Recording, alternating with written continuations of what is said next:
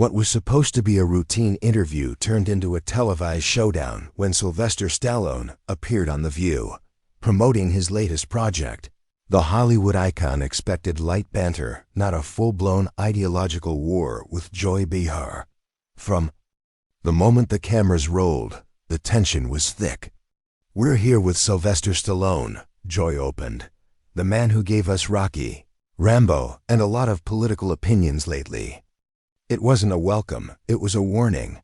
"Thanks for having me," Stallone said calmly, but his eyes betrayed suspicion. He'd been around long enough to know a setup when he saw one. Joy didn't waste time. "Some say celebrities like you should entertain, not influence political discourse. What do you say to that?" "That's a loaded question," Stallone replied.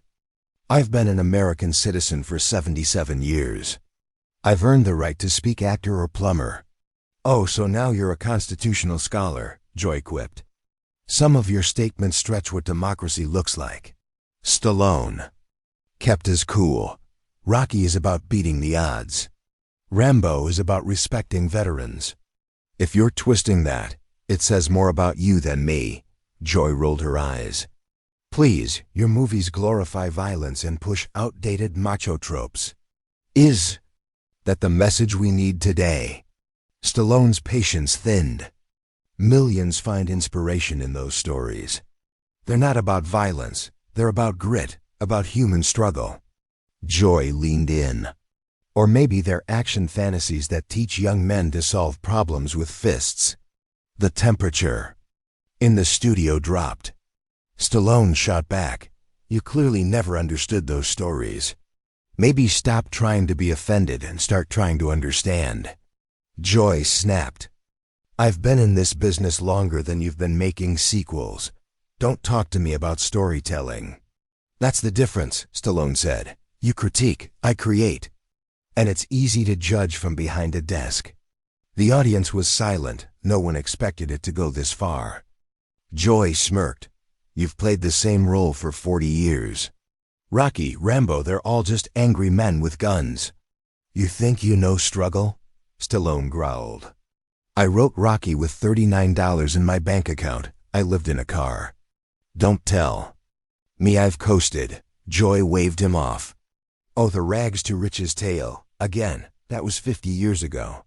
What have you done lately besides make streaming sequels?" Whoopi tried to intervene. Joy shut her down. Joy leaned in for the kill. "You've made a career selling violent fantasies. Patriotism, sure. But also toxic masculinity. Those films are about perseverance, sacrifice, human cost." Stallone shot back.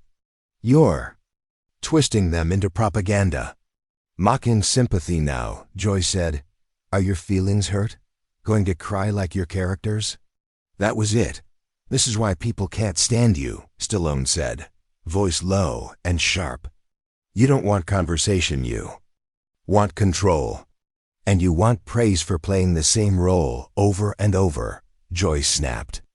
"At least I still have a job people watch." "You've never created anything," Stallone replied. "I've inspired millions. You've just criticized." "I hold power accountable," Joy said. "I challenge dangerous narratives.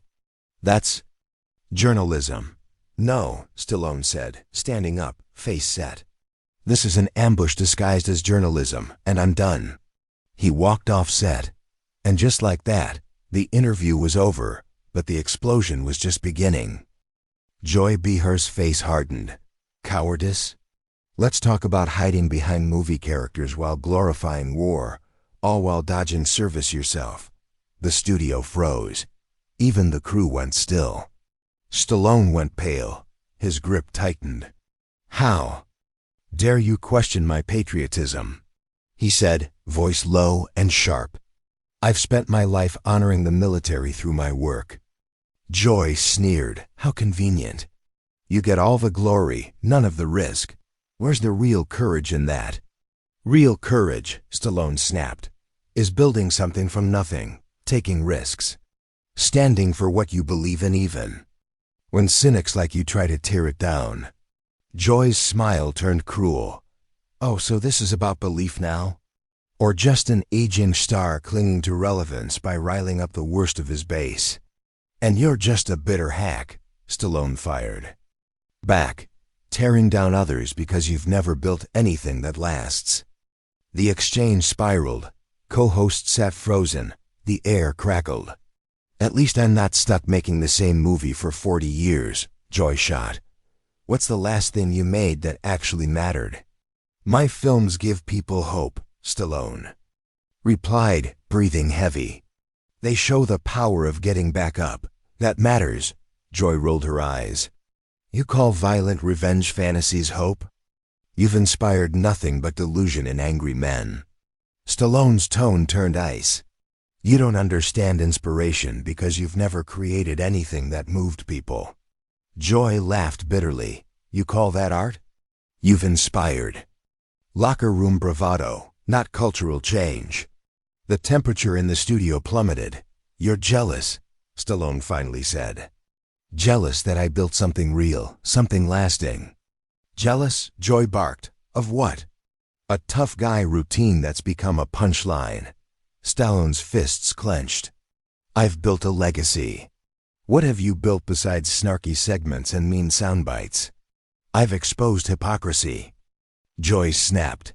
Especially the kind you sell wrapped in a flag. And you've poisoned the culture with your bitterness, Stallone said. My movies inspire, yours divide. Joy's smirk deepened. Inspire what? Toxic masculinity? Violence as virtue?